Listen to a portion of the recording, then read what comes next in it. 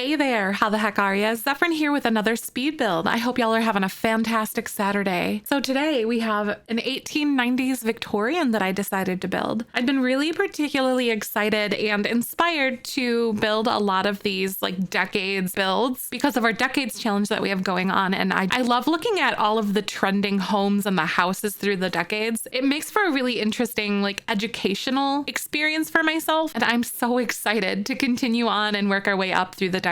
And you know, even as somebody who's been playing The Sims for over 21 years, I feel like this whole project of building myself through the decades has really given me this like renewed excitement. And plus, while lacing that into YouTube has been particularly like exciting for me. I'm just really excited to share all of the ideas and all of these fun things with you guys. So yes. And fun fact, did you actually know that craftsman style homes were trending in the 1900s? Because I literally thought that that was just like a 2000s thing, but I guess it's renewed and it kind of made a resurgence in like the 60s and 70s apparently as well. And I was like, what the heck? Are you kidding me right now? Like we're just reusing architecture. I mean, don't fix it if it's not broke kind of thing, you know, I guess. But come on, let's be a little more creative here. Is there like a petition that we can sign to bring Victorian houses back? Because look at how freaking cool these things are. Like just Google it sometimes, seriously. You can find so many cool like different color schemes like purples and blues and all sorts of interesting, vivid and bright colors on these ornate exteriors that you just don't really see anymore. Like just take a look around, especially if you're like in a historic sort of neighborhood. One thing that you might know from me from my Twitch streams is that I am from the same city where famous architect Frank Lloyd Wright is from. He was considered to be one of the like forefathers of mid-century modern, and also someone who really brought forth something else called high prairie style, which was developed by, you know, Frank Lloyd Wright himself. So mid-century modern homes, they're characterized by very wide, low footprints with large open spaces and floor-to-ceiling windows, and an emphasis on bringing the outdoors inside. And despite their simplicity, high prairie homes typically have more decorative features than mid-century modern homes, meaning like mid-century modern has an even simpler look and feel than high prairie. And although mid-century modern architecture boomed all across America from 1945 to 1969, it is seen as a major resurgence in recent years. Interior decorating styles like Scandinavian design or like Danish modern have also made mid-century modern style accessible to millions of newer generation homeowners, which is something that I'm particularly smitten with. But I remember growing up and wandering around town just looking at all of these houses and all of these buildings and things that were built or inspired heavily by Frank Lloyd Wright, including the high school where I attended as well. And a lot of these pieces really featured a lot of the flat stone, a lot of the really sharp angles that you'd see, and also his favorite color, which is Cherokee red, or known as like a rusty tomato kind of color. So it's really earthy and really red and just a really rich, like almost brownish maroon color. It's really cool. So like I said, I remember wandering around town and just like looking at all these beautiful houses that were kind of neatly tucked into like all of the hillsides and on the edge of town, and even downtown where there is an AD German warehouse. And what the AD German warehouse is actually built originally for Albert D. German. This is considered to be like a huge architectural masterpiece. And such distinction belongs to the AD German warehouse, said to have been designed in 1915 by Frank Lloyd Wright, located in Richland Center, where Wright was born in 1867. This building is one of Wright's architectural gems listed on the National Register of Historic Places in Wisconsin. It is the only warehouse designed by Wright and was built in the period of 1911 to 1924, which also included the famous Imperial Hotel in Tokyo and Midway Gardens in Chicago. And the AD German warehouse is an impressive brick structure topped with a magnificent concrete frieze and generally considered to resemble a Mayan temple. This avant-garde warehouse and attached music room was built for AD German's wholesale grocery business. It employs a unique structural concept known as the Burton spider web system. As significant as an example of early poured concrete construction, the building rests on a pad of cork for stability and shock absorption. And Wright used concrete slabs for the floors, supported by concrete columns that grow smaller in size, proceeding upward to the fourth floor. Construction was stopped, the building unfinished in 1921 after spending $125,000, which exceeded the original cost estimate of $30,000. It is the only remaining structure designed by Wright that still exists from this time period. So that's was like a really cool thing. And in the recent years, they actually had begun like a restoration sort of process for it. So it was really cool to grow up kind of like in the epicenter of something. And honestly, it wasn't really something that I appreciated until more recent years. And now, you know, the more passionate and like how I've sort of made a living and made a passion like around The Sims and creating builds and architecture with all of you guys every single day. So it kind of carried over there. And that was kind of a neat little tidbit that I learned about my community. Just peek at it and look at all the details. Like, and that's one reason why I shouldn't drive a car, especially if we're going to an area where we're unfamiliar. I just want to look at all the houses and all the buildings all the time, and it gets really dangerous. I remember once there was this really unique looking house that we were looking at, and I was like taking pictures of it, and I was like, oh my God, I want to build this in The Sims. This is so cool. And I don't even think about like the fact that somebody lived there and they just see like a person sitting in their car taking photos of their house. Like, doubtful, but like if they're ever watching a video, like I'm sorry for what I did, I guess. But like, your house is really cool. I guess I can't control myself sometimes. I'm a simmer. It's fine. I'm not stalking you. I just want to build your house and play dolls in it. Oh, that sounded way better in my head. So this one, like I said, is an 1890s Victorian. The price of this one is 116,878 simoleons. It is on the Hollow Slough lot in Willow Creek. So this is a base game world, and I think that Victorians really fit in very well with Willow Creek. The origin ID is zefrineTTV. All that information will be right down below in the footer of the video, just as it always will be. And you can also catch me on Twitch there as well. If this is your first video that you are finding of me, Zefrine, I'm a full-time family-friendly Twitch streamer, and that's what I do full-time. And I am really, really lucky to host this amazing community and share our creativity and all of our thoughts every single day together. So thank you for coming along for this journey. I'm really excited. And I'm really experimenting with a lot of different roof styles that I normally wouldn't do. So thank you guys for letting me kind of experiment and let YouTube videos and speed builds sort of be like that guinea pig phase for me, because, you know, I used to be super mortified of those round roof pieces that you'll see kind of come together over the porch. But hey, we are fearless and we try new things here. But I've literally never built a porch like this before, so I'm super proud of it. But as I said, you'll see here like a little later on, you'll notice that I am doing some more like rounded porch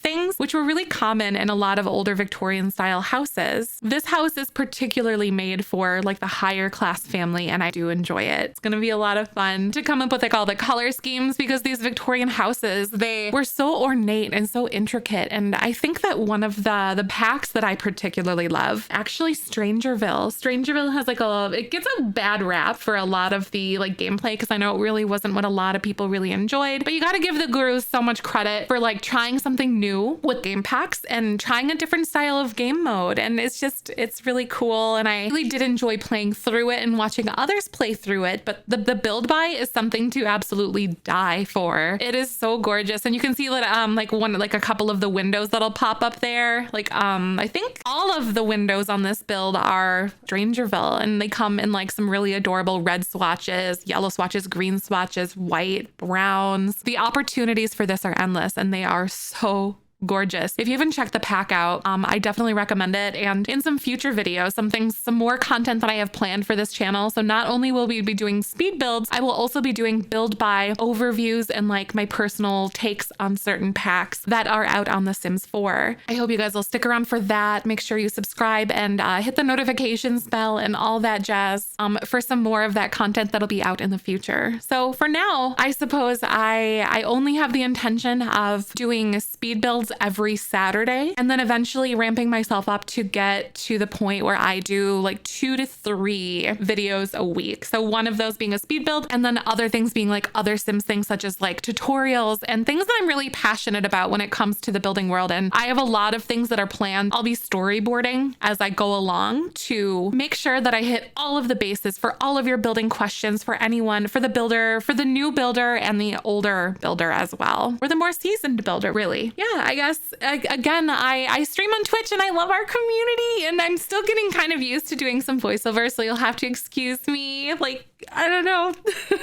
I'm really excited to finally be on YouTube. and my heart is just so full and I have so many ideas. I literally have been like dreaming every single night of things that I want to create for the channel, and which is like a really big change for me personally. No anxious dreams, no anxiety or anything. I'm boiling over with excitement, and I hope that shows through in the content that we'll create here on Twitch and also now on YouTube. I do want to talk about a couple of things. So today is Saturday, August 21st. And if you aren't familiar with our Twitch community, we do shell tours once every single month. And those shells are due the second to last Sunday of every single month. So that's kind of like everyone's been used to that schedule, and it works very, very well for me. It makes planning events and doing all that stuff to be really seamless for me as a content creator and as a community host. The theme of the shells that we're going to be touring tomorrow, they highly encompass the colors black and pink. And I really like that idea. Y'all actually chose that in a poll live when we were building it on stream together. Like, we picked what theme we wanted to do. You guys chose color, and then we brainstorm and chat together to see like what kind of colors we wanted to implement into it. And black and pink tied, and completely unknown to me, who lives under a rock. That's also the name of a K-pop group, I guess, apparently. So y'all really like that too. And from the screenshots and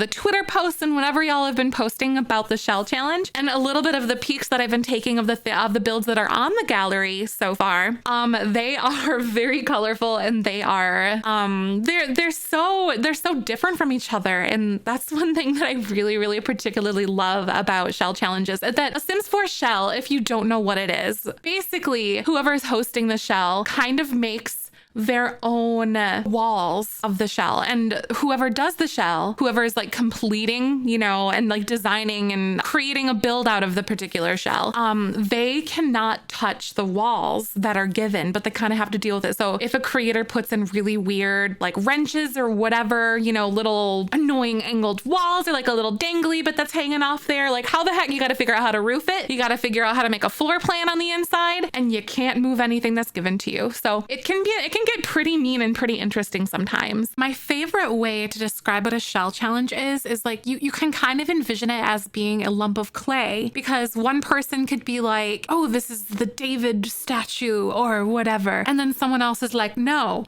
it's clearly a lump of poo. And then that's kind of, like the eye is truly, it's so different from person to person. And it's really wild to see how broadly different they can be. And in the past, we've actually done a broken shell challenge. Lil Simsy actually did that as well, and it was super cool that she took her time to do that. I'll link the video down below if you haven't caught that. But basically, it was kind of like Tetris, but like in The Sims. So what we came up with were a bunch of different shapes, and you could like rotate each of the shapes individually. You could like stack them. You could make some of them into a basement, but you couldn't resize any of them. So you could like stack them and move them however you wanted to create whatever sort of build that you were going to make, and then, go from there. And it was really interesting. And the amount of things and like how creatively y'all use some of those pieces was honestly mind blowing. And I'm thinking our community's been talking. So I think the one that's going to be due at the end of September will also be one of those broken style shell challenges. So those are the kind of things that you expect. So I hope you guys will tune into Twitch tomorrow. We're going to be doing live tours. I wasn't able to fit in a speed build for this particular one just because I had only a certain amount of videos that I already had recorded, and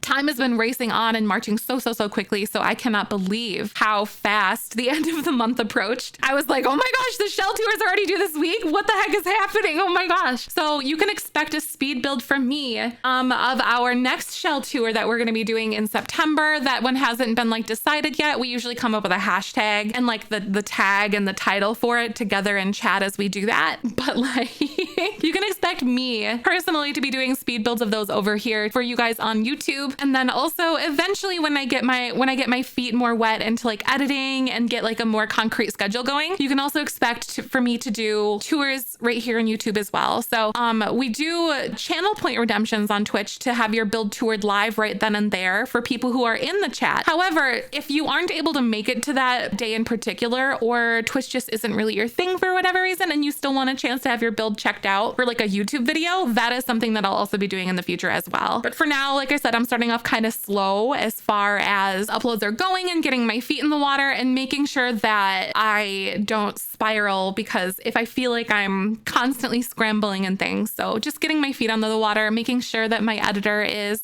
doing all that he can to keep up with all of the ideas that we have here together and not stress himself out is really important too. So, but oh my gosh, y'all, I have been storyboarding all of these ideas for like building tutorials and everything, and I'm gonna touch all of the bases and also take input from y'all as well on things that you'd like to see. So one particular thing that I have just started is a fan house, which has been something that a lot of content creators have been doing. And things that you can expect are sneak peeks of current projects. You can weigh in on upcoming stream events, extra photos from my day, and get a first few glimpses of YouTube content before it posts. So, and it's only $5 a month. So it's an additional way for you to support your favorite content creators. And like I said, get some sneak peeks behind the scenes. It's going to be super cool. So thank you all for your support. There will also be sneak peeks of stickers that are going to be coming out as they're designed. So you get to kind of see that process as that rolls out too. A couple times a year, we rotate in new stickers. So we have a bunch of stickers that we give away on our live stream on Twitch, which you should totally check out. It's a really good time. Chaos but cozy all at the same time. Just putting that out there. But right now we have our Halloween sticker that is due to launch September 1st, and our artist is working so hard to bring all of the ideas to life, and it is something that is collaborated by a couple of community members that happen to be the largest bit and sub donators for the month prior to that. Just can't wait. So in the comments, y'all should let me know what kind of building tutorials you would like to see come here to YouTube, because like I said, I want to hit all of the bases, and I have some general ideas of things that our Twitch community has come up with, such as how to like move objects off of the grid by holding the Alt key and little things like that. So if there's anything that you want to know about, let me know in the comments, because I'm really going to be spending a great deal of time really mapping out and planning what kind of like building tutorials and how-tos and tips and tricks and stuff like that for y'all to enjoy. And I am somebody who really enjoys educating, and I really enjoy teaching people and making a game like The Sims a more approachable thing, because, you know, like the basics, I think it's pretty easy to get the basics of The Sims down. Like you draw a wall, you slap some windows on it, and maybe a roof if you want to, and that's the end of it. But how do you elevate yourself and take yourself to that next level? And that is my intent with that, is to make you more comfortable and more confident builders and creators, as you guys have done for me too. Because I swear, every single day, there are things that I learn. Like I've been playing The Sims since The Sims 1, so over 21 years now. So there are things that I still learn to this day that blow my mind. I'm like, wait, I didn't know about this tool or how to make my roof or manipulate my roof that way. And those are the kind of like mind-boggling experiences that I wanted to really capture right here on YouTube, and like videos and things for you guys to reference as you all are building on your own or sharing with friends and figuring all that stuff out too. So, and I think that'll be a really special thing for not only myself, but also for you to enjoy as well. Yay, I cannot wait to see how that goes. So thank you all for watching the video and everything too. Like the first one, I cannot believe how good the first video did. So thank y'all for that amazing support so far on the YouTube channel. I'm still really humbled by all of it. Like even if it got like a single view, I would have been super, super happy about that. So thank you. As you all know, in the last video, we talked a little bit about our Decades Challenge. One thing that I really enjoy doing as a Sims 4 builder is I really enjoy creating these builds that are really,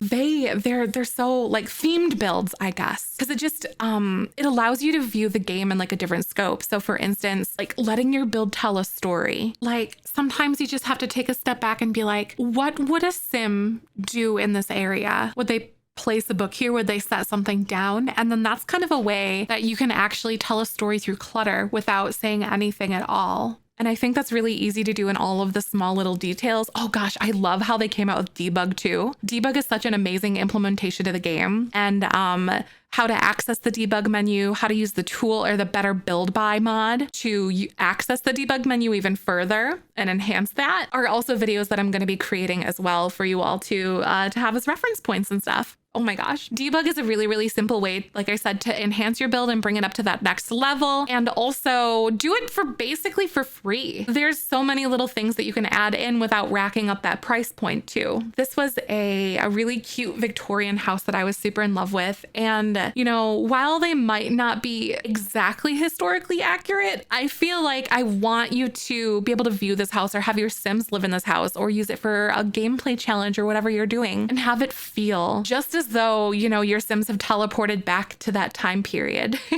and are now living in it. Whether that be, I'm doing my best to try to emulate like really popular floor plans or housing trends or something that might have been from that particular decade. This is another 1890s house, and I actually have a 1900s house that will be coming out in the future too. And the first one that I'm going to be doing, you can check out a little sneak peek that I posted on Twitter. And also there's going to be more details to things that I'm going to be posting on Fan House as well, which will be linked down below. That's a new development. So thank y'all for supporting in all the ways that you do and sharing with your friends and everything, and just talking about it really is like the biggest thing that you can do. So thank you to supporting your content creators. So I guess like on with this build, the main thing that I wanted to try to really bring to light was like this. It's definitely a higher class 1890s home. This is no like cottage like we did last time. This is no farming community. This is like high class. These people clearly have some money. Oh my gosh, these people do. I really wanted to mess with a lot of the foundations, and actually, if I remember properly, I think this house, so like you can see the grassy area, it's actually on a foundation. And then on top of that, it's a platform, because right now in The Sims 4, at least that I've discovered, you can't make like a foundation on top of a foundation, like a foundation sandwich. You can't do that yet. But so the top of it is actually a platform where it is like where the porch is. And then, so since I used, I think either medium walls or tall walls for this particular house, I think I used medium walls, but the inside of the house all like raised on the inside. So it all feels like normal ceilings on the interior. And then your Sims don't have to like step down into the house again, because when you draw like little floors and things, like I tried to, like in the beginning of the video you saw where it kind of like the house, the walls and the rooms cut into it, and then it puts them down to like the bottom level, which is then where the foundation kind of sits. I made it feel like it's like a foundation on top of a foundation. And I am really smitten by the way that platforms have kind of really brought a lot more builds to life for people. There's a lot of visionary builders out there that they have used platforms in such interesting ways.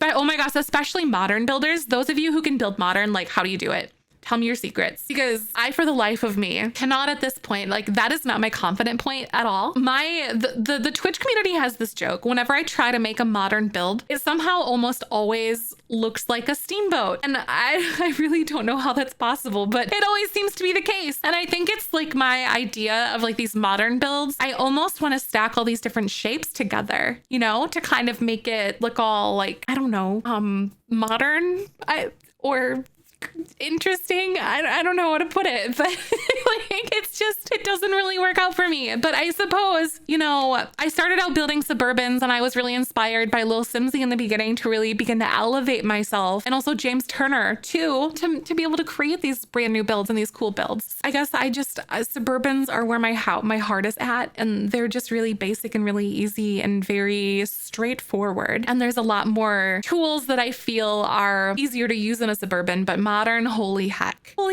guess I'm gonna have to do a little more research on what I want to do for some of those modern builds. You know, I guess with practice comes progress, and that's always a good thing to remember in our head. So the Decades Challenge that we're doing on our Twitch channel, by the way, is actually kind of like the second run through. So we had like a first run through, but I hit some serious walls with where we were at in the channel, and then I got distracted, and then I built like this big ol', I think we ended up building the Realm of Magic headquarters, which is also in my gallery. My gallery ideal will be down below for you guys too, by the way. So that is something that you can also check out too. I think we ended up making the Realm of Magic headquarters, and we spent almost a month on that build. That build is over millions, and it is lag city. No CC, by the way. All my builds will be CC free. And if they do have CC, I'll make like a big point of it, because me having CC in The Sims 4 will be like an ordeal for me personally. Because Realm of Magic came out, and then I just kind of lost the taste for the Decades Challenge, and I was so into that build. So that was something that we ended up doing right there on Twitch together when Realm of Magic launched out. I rebuilt the headquarters. It turned out really cute. There's even an emergency toilet plunger in like the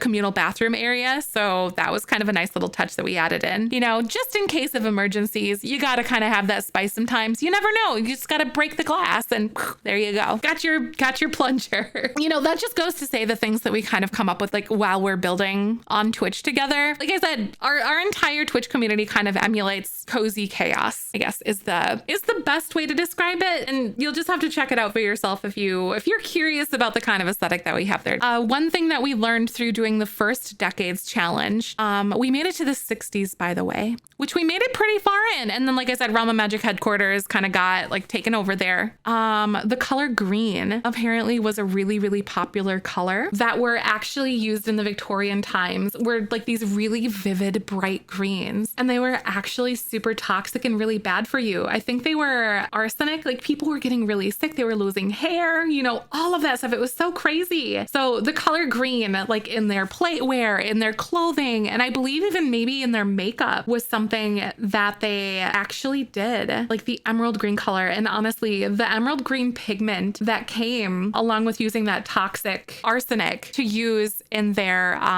clothing and their dyes and their toys, their medicines, everything. And that specific shade of green was one that was really, really hard to replicate. So it was one that was extremely, like, I think even to this day, it's pretty easy to point out something that was made with arsenic and something that was not, which is so crazy. Like people are getting so sick. Like what's going on? I guess, you know, beauty for all costs. Back then, you know, the things that people do. Oh my goodness. But yeah, the emerald green shade. So there's like the color green that is heavily featured throughout the Victorian period builds that I'm going to be doing. So you can see like in the dining room, and I think maybe even the sitting room, in the upstairs bedroom, and just kind of sprinkled throughout everywhere, really. So it was considered something to be a little more high class. And that's kind of why base game items, if you don't know, like the general theme of base game Sims 4 are things that were inspired by Victorian homes. And some of the swatches for like the couches that you'll see, some of the curtains, they have that really like crazy vivid green color. And that's where that came through. Once I started to visualize and see and understand why base game items were colored that way, and because they were themed off of a specific time period, it all kind of began to make sense. And then it made it a lot easier for me to use them in particular. I'm really grateful for that. So base game, you know,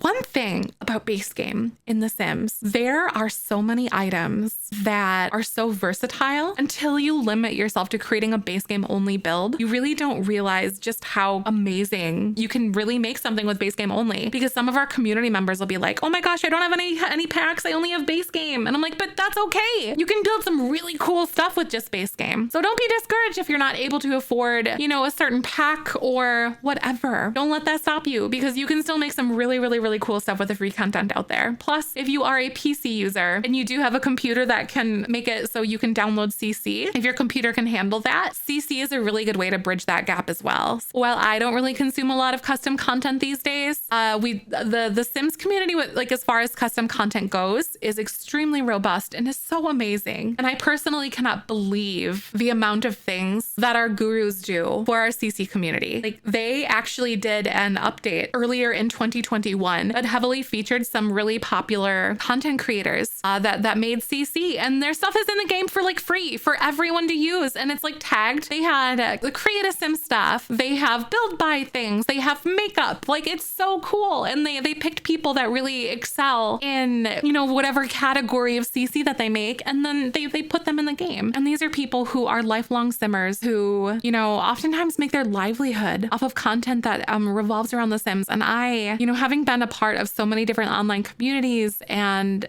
everything, the Sims gurus and the developers really do care about this community, you know, in different ways. And I think that really shows, and they try to show it in the best ways that they can. And big shout out to our gurus though. They do a fantastic job with everything that they're given, and like at all costs, really. They really do. The hands-on, open-minded mentality of the Sims, because it's a game about life. And I feel like they've done a pretty good job so far of really bringing that to light and making sure that that is true. So thank you to our gurus. This house, I don't really remember 100%. You'll have to check it out, but I think this house might be fully off the grid as well. There might be like 1 or 2 items in there that might not be, maybe like the stove or something that I might have picked, or the refrigerator, which is technically like an ice box and you can like have your Sims shove ice in it and everything, which is in cottage living, by the way. 10 out of 10 pack, would definitely recommend that one if you haven't had the opportunity to check that out too. Absolutely, yes, check it out. But I don't remember. I think it's completely off the grid, but electricity wasn't really common in homes until like 1925 in the United States, at least. So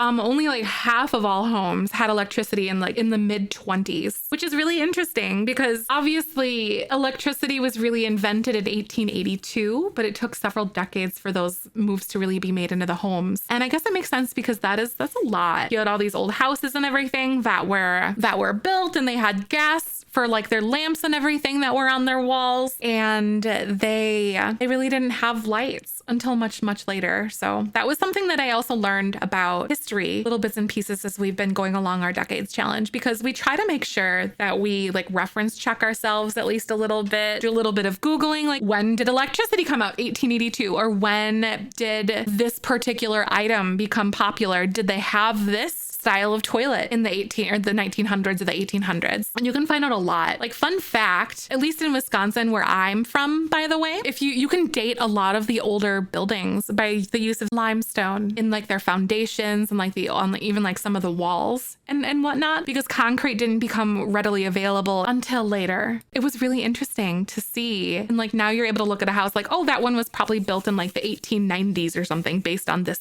or this. And that was something that I actually discovered when I was on a road trip with my boyfriend when he went to go visit his family. I think it was earlier this year. We actually stopped and looked at these old like kilns is what we discovered them to be. And I just wanted to take a second to read an article. It's the Hurstville Historic District is where these limestone kilns in Maquoketa, Iowa were. And it says that Hurstville Historic District is a nationally recognized historic district located north of Maquoketa, Iowa in the United States. It was listed on the National Register of Historic Places in 1979. At the time of its nomination, it included 3 areas: the former lime manufacturing works, a farmstead, and the town site. All that remains are the 4 kilns and an old warehouse. Both the town site, which was down the road to the southwest, and the farmstead, which was behind the kilns to the south, are gone. Also gone are the remaining company buildings with the exception of the old warehouse, which were across the road to the west. The houses in the town site were side gable cottages, and many lacked indoor plumbing into the 1970s and were vacant. The farmstead included 20 structures devoted to domestic or agricultural use, and 2 large barns were the most notable structures. The farm served the needs of the town, and the most significant structures in the district were the lime kilns. And a little tidbit about the history. So Hurstville was an industrial complex and a company town. It was a major lime supplier in the state of Iowa for masonry building and bridge construction in the Midwest. Alfred Hurst built the first kiln in 1871, and the other 3 followed soon after. The whole operation grew to include 3,000 acres and 50 employees. The property included timber, which was used in the kilns, and Hearst organized Maquoketa and Hurstville Railroad in 1888 to ship the burned lime instead of hauling it by wagon. And the lime was quarried to the east of the kilns across the North Fork in the Maquoketa River. It was brought to the kilns by a narrow gauge railway. A bridge, which collapsed into the river in the 1970s, was built over the river around 1900. By the 1920s, the increased use of Portland cement by the construction industry affected the lime industry. The last time all 4 kilns were used at the same time was 1920, and the kilns were shut down in 1930 when William Hearst, Alfred's son, had died. The Hurstville Land and Development Company bought the town and 500 acres of land in 1979. The kilns were restored by the Jackson County Historical Society in the 1980s, and the Jackson County Conservation Board operates an interpretive center near the kilns. It is part of the Silos and Smokestacks National Heritage Area. So that was a really cool thing that we drive past every single time we go to see Michael's parents. And one day we just decided to stop and check it out. So it was something kind of interesting. Like, if you're just curious about something, stop and see, because you might learn a little bit of something, and who knows, you might play a decades challenge and it might help you there. there was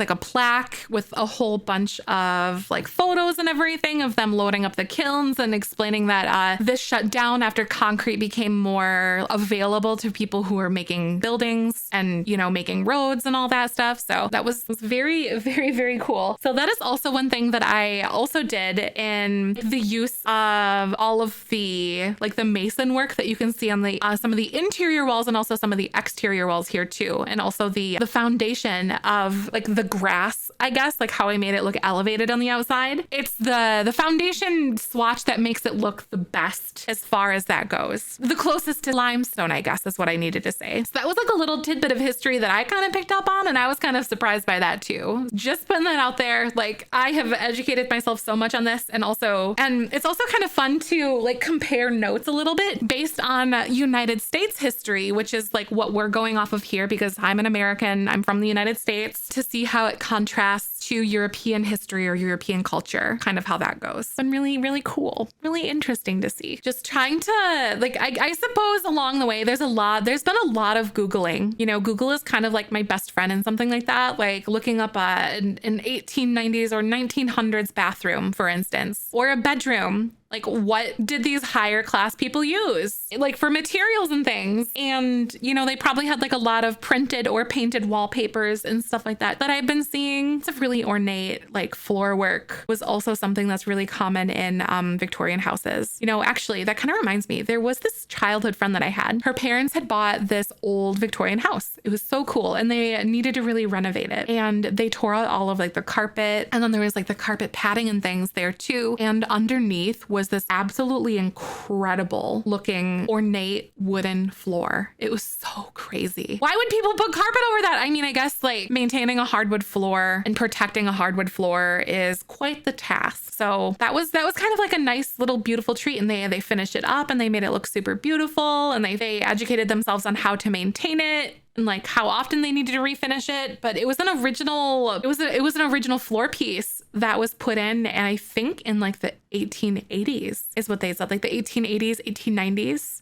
I think is what they were able to date it back to. And it was a home that was actually relocated from its original lot. It was moved like straight across town. It used to be like up on a hill way back when, because they were able to get into the city archives and find out that this house used to be way somewhere else, very, very different. And then they moved it on the edge of town in a less busy area, I suppose, at that point. I tried to really experiment with a lot of the different floor work here so I could really bring that little detail to life, because that was one thing that was really common in a lot of the higher class Victorian houses. And you'll see me kind of messing around with like a lot of different floor plans throughout the video as far as like the floor work goes. And if y'all are curious about how to manipulate floor tiles, that's also one thing that I have planned for a future YouTube video, because that's also one question that comes up quite often in our Twitch stream too. Fun little thing. So I hope you guys don't really get sick of the color green, because I feel like I used green a lot. But like I said, it was a color that was considered to be really high class, really crazy, you know, all the emerald green stuff that they had way back when, but you know, pretty, but she toxic, she dangerous. Not okay with that, but you know, the things they did for beauty back then. I hope y'all really, really like that. So fun fact, I had to Google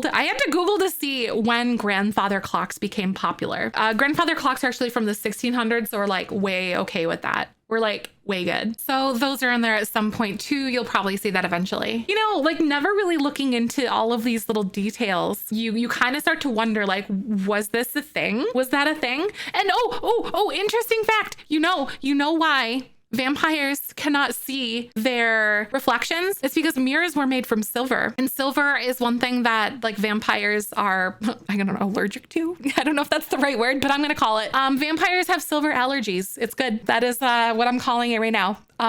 Weak against technically, but so mirrors were actually really, really like kind of on the smaller side back then. So, you know, you'll notice a lot of the base game mirrors that you'll see I kind of put throughout the house are on the smaller side. And that's why that's the case, because they were made out of silver. I don't know. I thought that was kind of a funny thing, especially since I figured that out actually. It kind of dawned on me. I think we were playing our Black Widow challenge back in like mid 2019. And I'm like, oh my God, why can't I see her reflection? Like, what is going on with my sim right now? Is my game broken? What's happening? Because she was painting something in front of a mirror, and then I could see like her paintbrush just going all woo all over the place and whatnot. And it dawned on me that she's a vampire, and vampires can't see the reflections because of silver. So So nice detail, Sims. I see you there. I see you there with those details, EA. Little Sims gurus, you sneakies. But also, one thing that we talk about a lot on Twitch as well are things that we struggle with as builders. I struggle with porches a lot. So you guys should let me know in the comments, what are the things that you struggle with? And, you know, like I said earlier, what are some tutorials that you'd all like to see? Because that's exactly what I want to do. For me personally, I can do interiors all day, but as soon as it comes to like decorating a porch or like a lawn, I'm like, people go outside? Like, what do people do outside?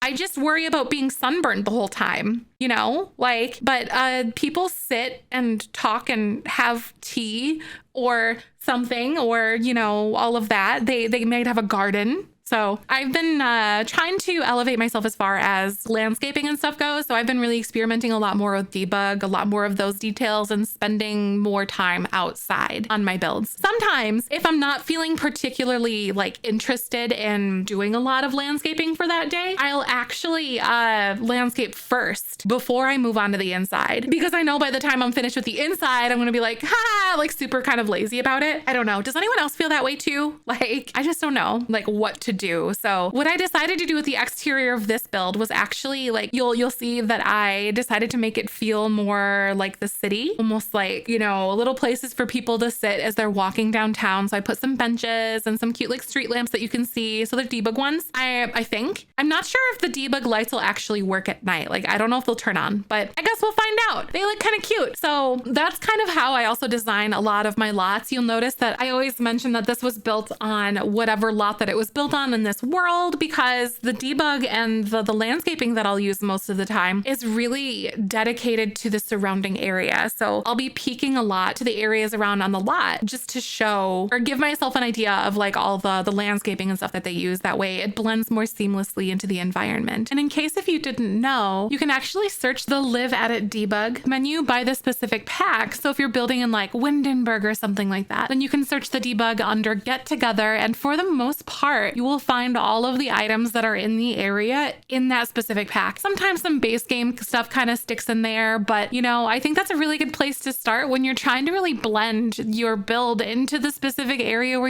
you're making it. And I think that's a really good tip to making the whole thing feel organic and like it belongs there. And so far I've done pretty good on that. But like I said, when it comes to modern stuff, don't ask me about that, because I'll just make you a steamboat, like toot toot, no one's business. If you check out some of my older builds on the gallery, you'll definitely notice some steamboat action kind of coming in there. Thank you so much for watching the video, and thank you for listening to me. And I know it's a little bit of a longer one. This one was like 8 hours of footage, I think. I had so many ideas and little details to kind of research, and you know, not every day is created equal. So again, sound off in the comments and let me know what kind of tutorials do you want to see, because I really want to be focused on the kind of stuff that you guys want to see. I have some general ideas of things that I want to do, but I want to know more. So thank you so much for watching. Make sure to hit that notification bell and drop a like, a comment, and all that stuff. And as I always say, tomorrow's a beautiful day, especially with you in it, and I will catch you on the next one.